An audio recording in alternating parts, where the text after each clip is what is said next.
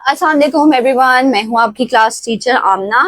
और आज मैं आप लोगों को मीडियम्स बताऊंगी आर्ट के कि आर्ट के क्या मीडियम्स हैं, आर्ट की क्या फील्ड्स हैं, क्या उसके सारे सिनेरियोज हैं। तो सबसे पहले मैं यहाँ पे मीडियम तो खैर हम लोग समहाउ पढ़ चुके थे कि वाटर कलर है, ये है, वो है।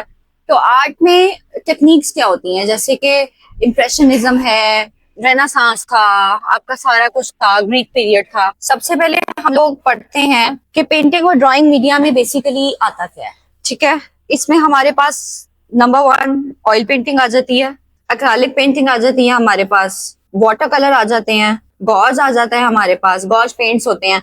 हम लोग अर्ली सेशन में ऑलरेडी इसको डिस्कस कर चुके हैं। दूसरा हमारे पास फ्रेस्को आ जाता है, फिर हमारे पास सिक्स पे आ जाता है टेम्पेरा, और फिर हमारे पास आ जाता है एनकॉस्टिक।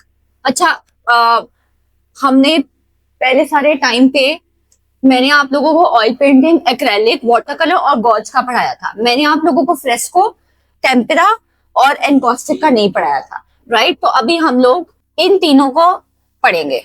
अच्छा, एनकॉस्टिक पेंटिंग क्या होती है? Encaustic painting also known as hot wax painting. आप लोगों को मैं एक बात बता दूं कि पुराने जमाने में एक टाइम ऐसा आया था कि जब लोग जो थे वो वैक्स से पेंट करते थे। अब वैक्स बहुत तरह की होती हैं, हमारे हेयर वैक्स होती हैं, हमारी कैंडल वैक्स होती हैं, wax has a lot of types. तो उस जमाने में जो अवेलेबल वैक्स होती थी वो उससे पेंटिंग करते थे। मैं भी आप लोगों को ये शो करवाती हूँ कि what sort of a painting is this. अच्छा, क्लास अभी हम लोग एनकॉस्टिक पेंटिंग के बारे में पढ़े थे, तो मैंने आप लोगों को ये बात बताई कि एनकॉस्टिक पेंटिंग होती है जो वैक्स से हो।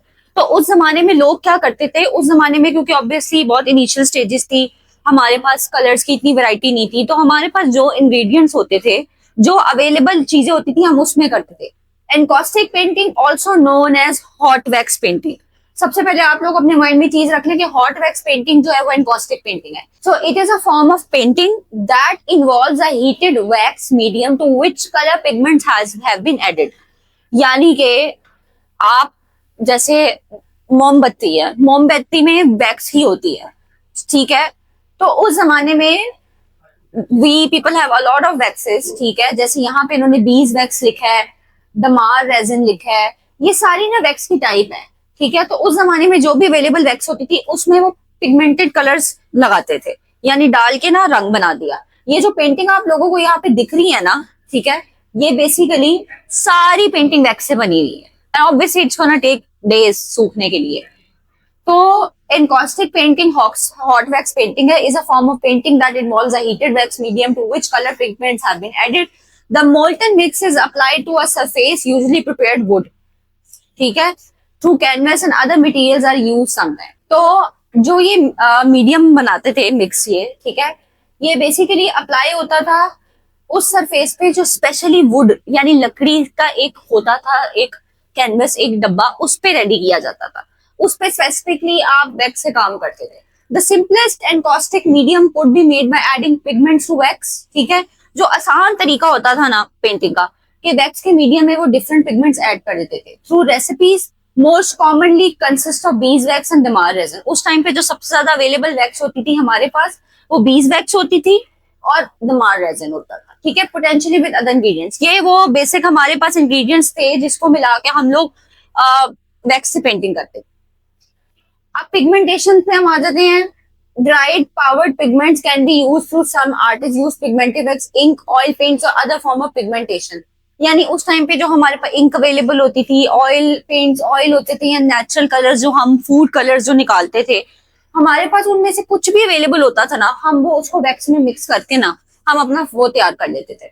अब metals use and special brushes पे हम आते हैं कि उस जमाने में अगर हम वैक्स पे काम तो कर रहे थे, तो हम क्या मेटल्स यूज कर रहे थे, हमारा क्या सारा वो था procedure. Metal tools and special brushes can be use to shape the medium as it cools. अब तो मॉडर्न जमाना हो गया, हमारे पास पैलेट नाइफ्स हैं, ठीक है।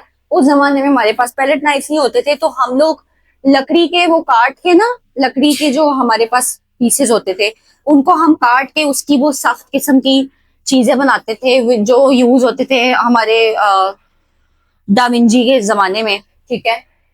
वो हम टूल्स रेडी करते थे। ब्रशेस हम लोग घोड़े, मैं आप लोगों को चीज बता दूं कि जो हॉर्स है ना, हॉर्स के जो बाल है उससे बेहतरीन ब्रशेस बनते हैं, ठीक है। तो उस जमाने में हॉर्स के बालों से ब्रशेस, हम लोग नेचुरल ब्रशेस बनाते थे, हम ये सारे मीडियम्स इस्तेमाल करते थे, टूल्स हम निकालते थे, ठीक है। अब क्योंकि ऑब्वियसली वैक्स तो ठंडी हो जाती है, ठीक है, तो वैक्स के लिए हमें हीटेड मेटल टूल चाहिए, ठीक है, जिसमें हमारी नाइफ्स आ जाती हैं। और एक मेरे जहन से नाम निकल गया है, वो एक बिल्कुल मेटल की तरह का पतला सा होता है, जो मोस्टली हमारे जितने आर्टिस्ट थे, सल्वाडोर, डाविंची, ये लोग ना स्केचिंग के लिए यूज करते थे वो टूल। अभी मेरे जेहन में आएगा तो अब मैं आप लोगों को बताऊंगी। देखिए यहाँ पे वही आगे, इंक्लूडिंग स्पैचुलास। तो स्पैचुलास आर लाइक, खाना बना रहे होते हैं, हम रोटी उठाते हैं, उसको बेसिकली स्पैचुलास कहते हैं। तो पुराने जमाने में स्पैचुलास, नाइफ्स एंड स्क्रैपर्स, ये सारी चीजें यूज होती थी। Can be used to manipulate the medium after it has cooled down into the surface. Additionally, heat lamps, torches, heat guns and other methods of applying heat are used by encaustic artists to fuse and bend the medium. अच्छा, उस time पे इसको कैसे heat दी जाती थी?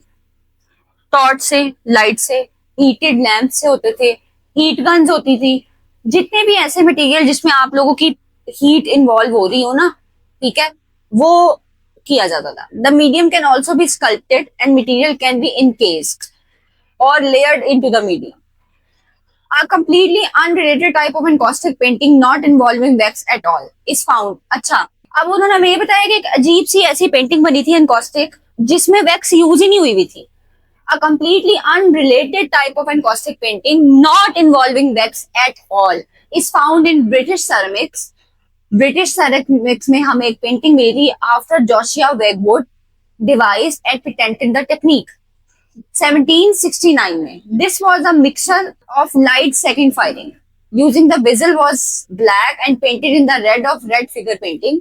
The technique was copied by other British potteries. Encaustic tiles are not painted at all but effectively inlaid with contrasting colors of clay or a polychrome pattern. अच्छा, अब मैं एक चीज आपको बता दूं कि पहले तो जब ये एनकॉस्टिक पेंटिंग्स आई थी ना, तो उसके बाद एनकॉस्टिक टाइल्स की तरफ गए थे। तो 1976 में एक ancient Greek veg painting I थी, ठीक है, जिसमें उन्होंने सारी टेक्निक को चेंज कर दिया था। वैक्स यूज नहीं की थी, वैक्स के ऑल्टरनेट्स यूज किए थे, ठीक है, जो कि थे light second firing. Usually the vessel was black and painted in the red और ऑफ रेड फिगर पेंटिंग, ठीक है। फिर बाद में ब्रिटिश पॉटरीज ने ये टेक्निक अप्लाई कर ली थी और इसको फर्दर एडवांस कर दिया गया था मुख्तलिफ पैटर्न्स में, जैसे कि क्ले आ गया, टेराकोटा आ गया, ये तो एडवांस चीजें उस जमाने की बात। अब हम थोड़ी सी हिस्ट्री पे चलते हैं। Encaustic painting was developed by the ancient Greeks and reach its highest level of technical mastery to the work of the general painter possessed in the 4th century. 4th century में ये top पे थी technique, और ये ancient Greek लोगों ने, जब obviously हमारा ग्रीक इरा चल रहा होगा उस टाइम पे, 4th century में ये आई थी, ठीक है। The word encaustic originates from ancient Greek. It's ekatikos, ठीक है, जिसका मतलब है burning in, from even. Ekatikos from even, मतलब ये burning in, इसका मतलब है कि जलना। पहला हमारे पास है burning in और दूसरा to burn. This element of heat is necessary for a painting to be called encaustic. अगर आपने कोई encaustic painting बनानी है तो ये कंपल्सरी है कि ये एलिमेंट और ये इसका रीजन ये होगा। एनकॉस्टिक और एनकॉस्टाइल, ठीक है, was the art of painting by burning in the colours. Encaustic जो है वो आर्ट था कि आपने जलाना है, मतलब जैसे ऐसा आर्ट जो बर्न होके बना हो, जिसकी खूबसूरती बर्न होके निकली हो। The wax encaustic painting techniques was described by the Roman scholar. ये जो पेंटिंग टेक्निक थी, ये एक रोमन स्कॉलर थे, Pliny the Elder, in his natural history from the 1st century. 1st century में जो प्लाइनी द एल्डर थे, उन्होंने ये पेंटिंग की टेक्निक को बनाया था। रोमन स्कॉलर थे वो, ठीक है। The oldest surviving encaustic panel paintings are the Romano Egyptian. ये जो आप देख रहे हैं ना, ये अभी तक की oldest surviving encaustic panel painting है जो अभी तक पड़ी है म्यूजियम्स में, ठीक है। Around 100 to 300, but it Egyptian Fayum mummy portraits from Egypt around, ठीक है, was a very common technique in ancient Greek and Roman painting. अच्छा, तो जो उस टाइम पे जो सबसे ओल्डेस्ट सर्वाइविंग पेंटिंग थी वो हमारी ये थी इजिप्शियन फयूम मम्मी पोर्ट्रेट्स, ठीक है, इजिप्ट से। It to be continued with the Byzantine icons but was effectively banned in the Western Church, ठीक है। अब फर्दर हम आगे चलेंगे तो इसकी हम टाइप्स है पढ़ लेते हैं। एक कुटकुट है। कुटकुट a lost art of the Philippines. Philippines में ना बहुत मशहूर था ये आर्ट कुटकुट, ठीक है। तो ये एक ना लॉस्ट आर्ट है फिलिपिनियों का, जो ऑब्वियसली आपके जमाने में तो इट्स इम्पॉसिबल कि अब ये इस्तेमाल हो। Kutkut a lost art of the Philippines employs sgraffito and encaustic techniques. Sgraffito एक टेक्निक है, ठीक है, अभी हम उसके बारे में पढ़ते हैं। Encaustic technique it was practised by the very people of Sumer, यानी वहां पे जो समार के लोग थे तकरीबन 1600 से 1800 बीसी के टाइम पे वो इसको यूज करते थे। Artist in the Mexican muralism movement such as Diego Rivera, Fernando Leal artist and Jean Charlot. ये जो तीन नाम है ना, ये आपके मेक्सिका के म्यूरलिस्ट थे। म्यूरलिस्ट मैंने आप लोगों को उसने पढ़ा था कि म्यूरलिस्ट वो होते हैं जो दीवार पे पेंट करते हैं, म्यूरल आर्ट होता है जो, ठीक है। तो ये उस टाइम पे आप लोगों के बड़े फेमस आर्टिस्ट थे, सच एज ये इनके नाम है। समटाइम्स यूज एनकॉस्टिक पेंटिंग, जो बाज दफा उस टाइम पे एनकॉस्टिक पेंटिंग की टेक्निक को वॉल पे यूज करते थे। The Belgian artist James Ensor also experimented with encaustic. ये सारे एक्सपेरिमेंट्स हैं कि आपके कितने कितने आर्टिस्ट ने क्या क्या एक्सपेरिमेंट्स किए हैं। अब हम आ जाते हैं in the 20th century. Painter Fritz Faiss 1905 से 1981 तक वो जिंदा रहे थे। A student of Paul Klee and Václav Kandinsky in the Bauhaus, ये इनके स्टूडेंट्स थे, ठीक है। टुगेदर विद डॉक्टर हैंस, ये आगे सारे नाम लिखे हैं, हम इनको स्किप कर देते हैं। ये जब आप लोगों को मैं आप लोगों को स्क्रीन पे शो हो रहा होगा ना, तो ये आप लोगों की रीडिंग के लिए हो जाएगा, ठीक है। उन्होंने यहाँ से पढ़ते हैं। One covered a method for treating beeswax to raise its melting point from 660 to 100 centigrade grade. This occurred after boiling the wax in a seawater and the soda solution 3 successive times. ये आपको यहाँ पे painting दिख रही है, ये इन्होंने बनाई कैसे है। उन्होंने एक मेथड इजाद किया जिसमें उन्होंने बीज वैक्स ली, उसके जो उबालने का पॉइंट था, प्रेशर था, वो उन्होंने 60 से 100 सेंटीग्रेड रखा। 140 to 212 Fahrenheit. This occurred after boiling the wax.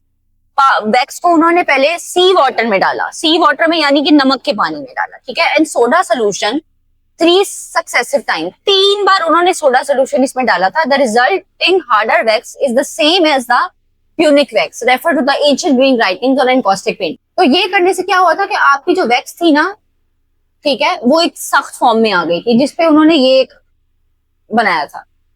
एनकॉस्टिक art has been a resurgence in popularity since the 1990s में। आपके एनकॉस्टिक आर्ट बहुत फेमस था, with artists using acrylic irons, hot plates, heated styling, different surfaces including card, paper, even pottery and wax crayons. ठीक है, wax crayons आपके इसी से आए हुए हैं। Started to be used as an inexpensive and accessible medium for crafting art education. The iron makes producing a variety of artistic patterns easier. The medium is not limited to just one simple design. It can also be used to create complex painting such as in other medium, oil, acrylic. ठीक है, अब हम लोग सिर्फ ये पढ़ लेते हैं कि एनकॉस्टिक पेंटर्स हमारे जमाने में कौन से आए थे। Fernando Leal, Benjamin Callo, Rodney Carswell, Rose Maria Cano, Pedro Cuni Bravo, Michael David, Crystal, Thomas Dot, Betsy Eby, Fritz Faiss, Esther Gellers, Jasper Johns, ये सारे हमारे एकॉस्टिक थे। क्योंकि अब ऑब्वियसली इनका ट्रेंड नहीं है, तो देयर इज नो पॉइंट कि हम इसको, मतलब आप लोग अपने घर पे ट्राई करो। अब तो वैक्स की इतनी फॉर्म्स आ गई हैं, you guys can paint encaustic paintings and all, so easy scene है। अच्छा, अब हमारे पास जो दूसरी मैंने आप लोगों को बताया था कि मैंने आप लोगों को टेम्परा, फ्रेस्को और एनकॉस्टिक का नहीं बताया था। अब हमने एनकॉस्टिक पढ़ लिया है, सो नाउ हमारे पास आप ऑप्शन आ रहे टेम्परा। टेम्परा पेंटिंग क्या होती है? Tempera is an Italian word, Italy से निकला है, इज अ परमानेंट, यानी परमानेंट। आप टेम्परा टेक्निक को अगर अप्लाई कर रहे हो तो वो कोई भी पेंटिंग होगी ना, वो परमानेंट ही होनी है, आप उसको वो नहीं कर सकते रीडू या undo.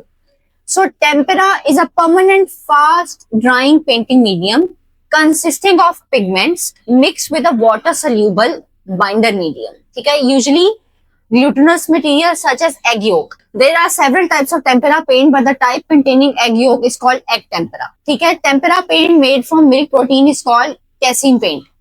If the binder is synthetic, the result is polyvinyl acetate tempera. अच्छा, इसकी टेम्परा में जब वो टाइम था तो जो पेंटिंग प्रोबेबली यूज होती थी जिस चीज से, वो आपका एग होता था, एग योक, और आपका पेंट होता था। And because of that reason वो पेंटिंग जो थी आपकी, it can not be redo. ठीक है, तो मैं हमारे टाइम पे तो हमने ये टेक्निक की नहीं थी, बड़ी उलझन सी हो रही थी एग योक का। ठीक है, अब तो होती भी नहीं है ये टेम्परा। तो उस टाइम पे इसको फेमस एग टेम्परा कहा जाता था। ठीक है, तो जो रिजल्ट निकलता था ना आपके सिंथेटिक सारा प्रोटीन मिल्क और उसको करके, तो वो होता था polyvinyl acetate tempera. A distemper paint consisting of pigment and binders such as cornstarch, gum arabic and other gums is called poster paint in other parts of the world. अब तो modern में इसको पोस्टर पेंट हम कह देते हैं। पहले जब हम इस मटेरियल को बनाते थे पॉलीविनाइल एसिड टेम्परा में, तो वो एक डिस्टेम्पर पेंट हमारे पास आता था जिसमें पिगमेंट्स क्या होती थी, कॉर्नस्टार्च, आपका जो कॉर्नस्टार्च हम यूज करते हैं, gum arabic and other gums is called poster paint. So in certain parts of the world, it is also oftenly confusing referred to as tempera paint. Through the binders in this paint are different from traditional egg tempera paints, and the visual effect is more like gouache. जैसा कि मैंने आपको बताया, gauge भी मिलता जुलता आपका poster और वाटर कलर का कॉम्बिनेशन होता है। तो अब क्योंकि मॉडर्न जमाना आ गया तो poster paint gouache are available, but पहले यहाँ तक पहुंचने के लिए, इस टेक्निक तक आने के लिए ये सारे मटेरियल यूज होते थे नीचे जो। The term tempera also refer to the paintings done in any of these tempera mediums. ठीक है, tempera जो वर्ड है वो इटालियन है, dipingere a tempera. ठीक है, paint in distemper, इसका मतलब ये है, लैटिन वर्ड है। ठीक है, distemper, distemper mixed truly, यानी कि आपने मीडियम्स को मिक्स करना है तो आपके पास कलर आ जाएगा। ठीक है, हिस्ट्री में चले जाते हैं। The earliest known example of egg tempera are the prehistoric murals of the Domesday Giants, Chamber Tombs in Sardinia. ये बड़ा ही फेमस जगह है, अभी भी लोग जब जाते हैं सार्डिनिया तो ये जो नाम लिखे ना डोमसडे जैंट्स, ये अभी भी लोग देखते हैं। ये बहुत बड़ा चैम्बर है, ठीक है, सार्डिनिया में, जो 3400 से 2700 BC के टाइम पे बना था। Analyse samples dated this is that. ठीक है, ये सारी आप लोगों को नीचे नजर आ रही हैं कि उस टाइम पे वॉल्स के ऊपर ये किया जाता था क्योंकि कैनवस से जो पेपर्स का इतना कोई ट्रेंड नहीं होता था। अब हम इसकी टेक्निक पढ़ते हैं। Tempera is a board term describing many types of paint traditionally created by hand grinding dry powdered pigment into a binding agent of medium such as egg yolk milk in the form of casein. यानी कि जो आप grind करके dry powder की form में एक रंग निकालते थे, पिगमेंटेड मीडियम निकालते थे, उसको आप या तो एग योक के साथ मिक्स करते थे, टेक्निक बता रही हूँ, या मिल्क के साथ करते थे। ठीक है, जो वो आपको एक फॉर्म में मिल जाता था। The most common form of classical tempera painting is egg tempera.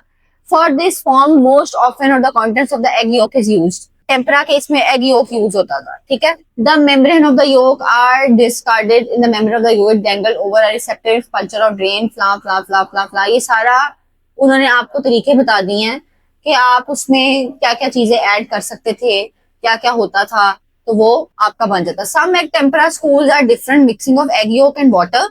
Usually the ratio of yolk to water is 1:3, but other recipes use white wine part yolk or 2 parts wine. यानी कि they use wine rather than water, colored wine, ताकि उसकी consistency आ सके। अच्छा, अब हम पढ़ने लगे हैं फ्रेस्को। फ्रेस्कोस एंड फ्रेसियोस, ठीक है, is a technique of mural painting. Fresco एक म्यूरल पेंटिंग की टेक्निक है, यानी कि वॉल पेंटिंग, वॉल पे जो किया जाता था। ठीक है, executed upon freshly laid wet lime plaster, यानी जब दीवार पे आपका, अभी दीवार कच्ची है, उस पे प्लास्टर है, तो प्लास्टर पे आप जो आर्ट करते थे कच्चे गीले प्लास्टर पे, उसको फ्रेस्को कहा जाता है। क्योंकि फ्रेस्को जब आप देखोगे ना तो फ्रेस्को उभरा हुआ होता है थोड़ा सा। Water is use as the vehicle for the dry powder pigment to merge with the plaster. Plaster के साथ आप पानी डालते थे, प्लास्टर की पिगमेंट बन जाती थी। With the settling of the plaster, the painting becomes an integral part of the wall. The word fresco, Italian, affresco, is derived from the Italian. ये इटली का वर्ड है, इटालियन वर्ड है, ठीक है, वहां से आया है, अफ्रेस्को उससे निकला है। एडजेक्टिव इसका फ्रेस्को है, मीनिंग इसका मतलब है फ्रेश। फ्रेस्को का मतलब है fresh, and may thus be contrasted with fresco, secco और secco mural painting techniques, which are applied to dried plaster. To supplement painting in fresco, the fresco technique has been employed since antiquity and is close associated with Italian Renaissance painting. Renaissance पे हम आगे जाके पढ़ेंगे। तो ना renaissance जो है ना वो आपका एक इरा आया था, बहुत फेमस इरा था आपका रेनेसांस। तो रेनेसांस में fresco paintings are very very famous. ये आप लोग अभी द क्रिएशन ऑफ एडम देख रहे हैं, ये अब तक की आप लोगों की सबसे दुनिया में अभी तक फेमस पेंटिंग है। द क्रिएशन ऑफ एडम उस दौर की सबसे फेमस पेंटिंग, ठीक है। The creation of Adam, a detail of the fresco Sistine Chapel ceiling by Michelangelo. तो फ्रेस्को के दौर में ना रेनेसांस के दौर में आप लोगों का ये फ्रेस्को बहुत होता था। The word fresco is commonly and inaccurately used in English to refer to any wall painting regarding of the plaster technique or binding medium. In this part contributes from misconception that the graphically and temporarily common wall painting technique was a painting into wet lime plaster. Even in apparently beyond fresco technique, the use of supplementary organic material was widespread. Beyond fresco technique एक technique है fresco की जिसमें आपके जो materials होते थे ना वो ऑर्गेनिक होते थे, यानी आप ऑर्गेनिक मटेरियल्स यूज करते थे पेंटिंग को बनाने के लिए। Technology beyond fresco pigment is mixed with room temperature water and is used on a thin layer of wet fresh plaster called the intonaco. Beyond fresco क्या था कि आपने एक रूम टेम्परेचर पे पानी लेना था, ना ठंडा ना गर्म, उसको आपने एक थिन गीली प्लास्टर की लेयर के साथ कंबाइन करना था और वो आपका कहलाता था intonaco. After the Italian word for plaster, because of the chemical makeup of the plaster, a binder is not required as the pigmented mixed solely with the water will sink into the intonaco, which itself become the medium holding the pigment. ये painting आप लोग देख रहे हैं, ये उन्होंने बुआन fresco technique से बनाई हुई है, ठीक है, कि जिसमें उन्होंने ड्राई प्लास्टर लेके और उस पे रूम टेम्परेचर पानी के साथ मिक्स करके वॉल पे ये सारा काम किया हुआ है। So this is all our techniques. The chemical process, किस केमिकल प्रोसेस से ये बनी थी वो मैं आपको बता देती हूँ। Calcination of limestone in a lime kiln, slaking of quick lime, settling of the lime plaster. ये जो सारे 3 पैटर्न्स तरीके लिखे हैं ना, ये आप स्क्रीनशॉट ले लें कि आप लोगों को पता होना चाहिए कि केमिकल प्रोसेस एक होता था, तब जाके आपका ये फ्रेस्को रेडी होता था, बुआन फ्रेस्को, और वो भी इन 3 पैटर्न से। The painting buon fresco are rough under layered called the arriccio is added to the whole area of the painted and allowed to dry for some days.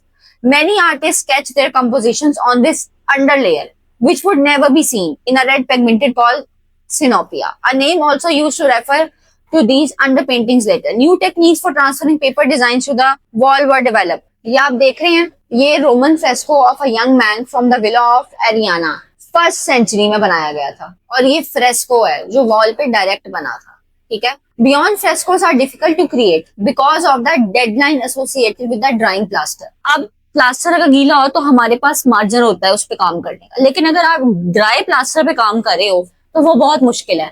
इसलिए जो आप लोगों की ये ब्रॉन फ्रेस्को की टेक्निक होती थी ना, ये बड़ी मुश्किल होती थी बिकॉज आपको ड्राई प्लास्टर पे काम करना पड़ता था। Generally a layer of normal plaster की जो लेयर होती थी वो 10 से 12 मिनट लेती थी, ठीक है, रेडी होने के लिए। Ideally, an artist would begin to play after 1 hour and paint after 1 hour and continue until 2 hours before the drying time, giving 7 to 9 hours working time. तो एक बार जब आपका सारा ये डन हो जाता था, ठीक है, उसके बाद इसमें कोई चेंजेस नहीं हो सकते थे क्योंकि obviously once it get dry you cannot change it. नीचे ये आप लोगों की जितनी भी मैं दिखा रही हूँ ना other types of wall paintings, ठीक है, ये बड़ी एक फेमस है पेंटिंग, ठीक है। Painting is done by the dry plaster. ये ड्राई प्लास्टर के ऊपर आपकी पेंटिंग बनी हुई है। Pigment does require a binding medium. इन्होंने जो मीडियम यूज किए हुए हैं वो क्या है, egg tempera, glue or oil to attach the pigment to the wall. It is important to distinguish between secco work done on top of buon fresco. ये सारा सेको वर्क किया हुआ है। उस जमाने में क्योंकि गम्स बनानी होती थी, जैसे भी हमने पिछले वाले एनकॉस्टिक पेंटिंग में पढ़ा, उसकी एक टेक्निक में, सॉरी टेम्परा में पढ़ा, एक टेम्परा में, कि जब हम एग के साथ उसको कंबाइन करते थे पानी को और हमको चीज पिगमेंट रेडी करते थे तो वो चिपचिपी होती थी। आज भी अगर हम लोगों ने अपने खाने के लिए कोई मीडियम्स, जैसे हम समोसे बना रहे हैं, कुछ भी कर रहे हैं, तो हमने अगर उनको जोड़ना होता था तो हम मैदा तो यूज करते हैं, मैदे के अलावा हम क्या चीज यूज करते हैं जिससे वो जुड़ जाता है, एग होता है, ठीक है। सो एग में नेचुरली ऐसी पिगमेंट है कि वो चीजों को जोड़ देता है। तो उस टाइम पे जो ये सबसे पॉपुलर सेको मीनिंग ड्राई इन इटालिया, ये जो पेंटिंग बनी थी, ठीक है, इसमें उन्होंने एग टेम्परा लिया था, ग्लू और ऑयल, ताकि वो तमाम प्लास्टर की पिगमेंट्स को अटैच करके ये पेंटिंग बना दें। तो अभी हम लोगों ने 3 चीजें पढ़ी, हमारा फ्रेस्को, एनकॉस्टिक पेंटिंग और हमारा टेम्परा, ठीक है, which was important to know कि आपको पता होना चाहिए कि वैक्स की भी पेंटिंग्स होती थी पुराने जमाने में, क्या होता था, किस तरह पेंटिंग की टेक्निक्स यूज हो सकती हैं। अगर आपके पास घर में पेंट्स नहीं है, आपके पास वेजिटेबल्स हैं, तो आपको पता होना चाहिए कि कौन सी वेजिटेबल से कौन सा रंग निकल सकता है। नेक्स्ट क्लास में मैं आप लोगों को नेचुरल कलर्स कैसे बनते हैं वो बताऊंगी। तो ये 3 इंपॉर्टेंट बेसिक्स थी जो हमारी रह गई थी पढ़ने वाली टेक्निक्स, ठीक है। साथ साथ जो आती जाएंगी मैं आप लोगों को बताती जाऊंगी। ये अभी आप लोग घर जाके इसको पढ़ें, इसको देखें, गेट नॉलेज, बिकॉज अभी भी यूरोप साइड पे फ्रेस्को यूज होता है क्योंकि ये वहीं से आया था। हमारे यहाँ पे it's very expensive and we don't really do fresco, but आज भी फ्रेस्को यूज होता है। So fresco is very famous and common. आप जाएं, इसको सर्च करें एंड लर्न थ्रू इट, काम करें, टेक्निक सीखे पेंटिंग्स की, बिकॉज पेंटिंग पेंटिंग बहुत बड़ी फील्ड है, इसका बहुत स्कोप है अगर आप मास्टर हैं अपने काम में। तो इंशाल्लाह क्लास हम लोग नेक्स्ट सेशन में मिलेंगे। मैं आप लोगों को पेंट्स के बारे में बताऊंगी कि नेचुरल पेंट्स कैसे बनते हैं। फर्दर हम इस तरह पढ़ते जाएंगे। तो तब तक के लिए गुड लक, टेक केयर, अल्लाह हाफिज।